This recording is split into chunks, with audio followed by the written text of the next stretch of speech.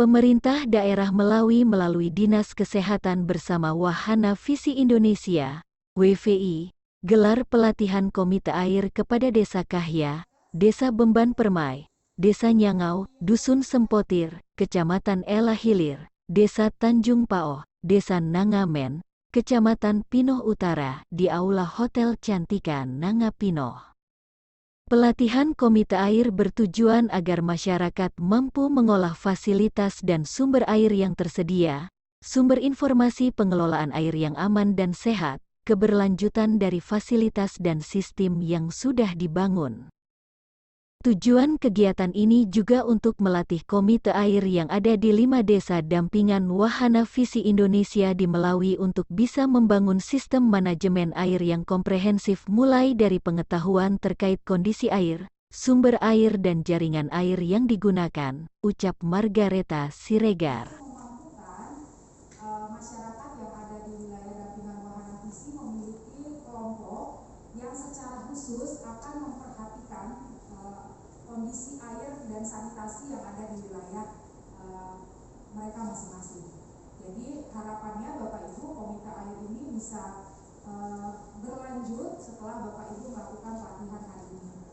Idealnya air adalah sumber kehidupan kita ya Bapak Ibu, seperti itu. Kita semua hidup di dunia ini memerlukan air seperti itu, dan bersyukur mungkin di beberapa tempat yang Bapak Ibu tinggali adalah wilayah yang sumber airnya cukup melimpah saat ini. Tetapi perlu kita perhatikan bahwa kondisi perubahan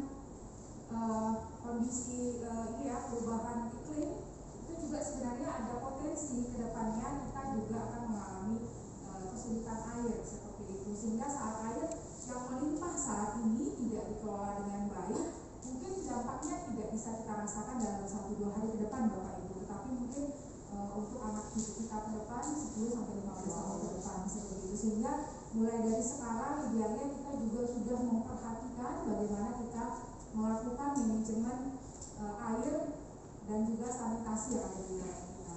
Secara global internasional Bapak Ibu melalui program SDGs di SDGs 6 sebenarnya diharapkan seluruh dunia itu pada tahun 2030 mereka sudah mencapai 100% universal access. Jadi harapannya di 2030 semua masyarakat di dunia memiliki akses terhadap air dan juga sanitasi.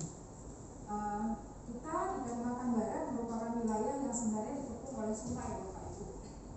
Tetapi apakah sungai juga menghasilkan sumber air yang layak untuk kita konsumsi, itu yang perlu menjadi pertanyaan.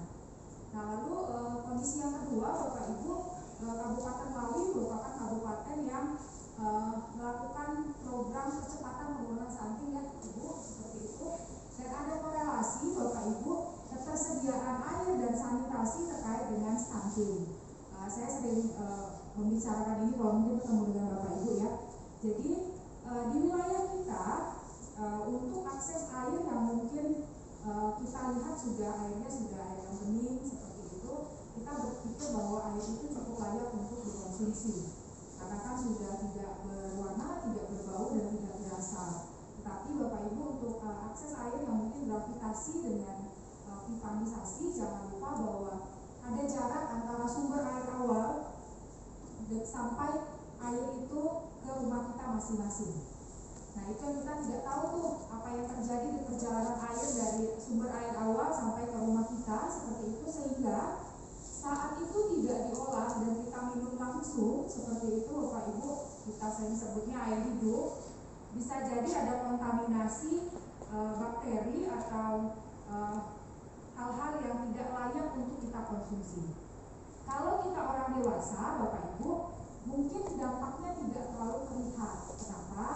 Karena kalau kita orang dewasa, kalau misalnya kita hanya sakit-sakit perut sedikit, kita sosial ya paling ini bukan sakit seperti itu.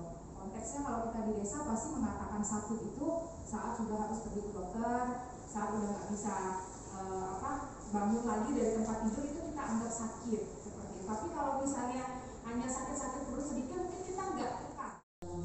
Ketersediaan sumber air yang agak susah, ada juga pakai air hujan. Tapi saya rasa Bapak Ibu yang hadir di sini semuanya menggunakan air pegunungan atau air perpipaan yang sudah dialirkan ke rumah-rumah warga. Saya sering turun ke desa-desa kalau kami pembinaan, biasanya pembinaan PKK yang paling sering, karena saya kebetulan memang anggota PKK di Pokja 2, dosen di Pokja 4, jadi kita sampai ke desa-desa. Jadi rata-rata memang di masyarakat sudah menggunakan air perpipaan dan airnya sangat jernih sekali. Tadi sebagaimana dipaparkan oleh Bu Eka tadi, bahwa air jernih itu belum tentu bersih, belum tentu juga bisa langsung diminum. Itulah nanti di pelatihan ini akan diolah sesuai standar, nanti ada tim pelatihnya. Ketersediaan air bersih sangat diperlukan dalam kehidupan sehari-hari. Air yang digunakan harus memenuhi standar mutu air bersih. Air untuk keperluan higien dan sanitasi tersebut digunakan untuk pemeliharaan kesehatan perorangan, misalnya mandi dan sikat gigi, serta untuk keperluan mencuci bahan pangan, peralatan makan dan pakaian.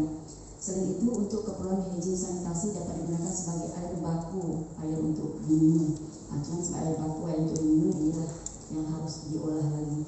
Cuman kebanyakan masyarakat kita, tadi udah saya ulas juga waktu pasambutan, kalau Bapak Ibu yang tinggal di sekitaran sungai, di bantaran sungai, masih banyak untuk keperluan mandi, mencuci bahan pakaian segala macam, mungkin peralatan mandi, peralatan rumah tangga, peralatan dapur, masih banyak yang mencuci ke sungai.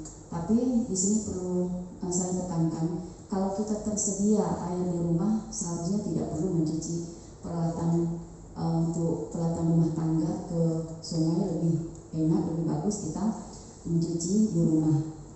Saya rasa mungkin malah kalau di daerah-daerah yang biasanya di jalur-jalur jalan besar, jalan, kalau kami di sana di jalan lintas, malah masyarakat itu udah semua pindah ke jalan besar, ke jalan lintas rumahnya. Jadi malah di sungai itu udah ditinggalkan. Lama-lama malah rumah-rumah di bantaran sungai itu akan kosong. Nah, jadi makanya masyarakat kan sudah otomatis semuanya 100% menggunakan air perpipaan. Next. Ciri-ciri air tanah atau air sumur yang sehat. Nah, ini karena masih banyak kita ketahui masyarakat menggunakan air sumur juga. Memang kadang-kadang air sumur ini tidak semuanya jernih, jadi memang ada yang keruh. Jadi ciri-cirinya, satu, jernih. Air jernih atau bening belum tentu bersih, namun setidaknya bisa dijadikan tanda awal untuk menilai kualitas air. Nah, kalau udah jernih berarti kualitas air pasti bagus, tapi belum tentu juga langsung bisa diminum. Mohon di-subscribe agar ECN selalu memberikan berita yang terbaik, karena subscribe gratis.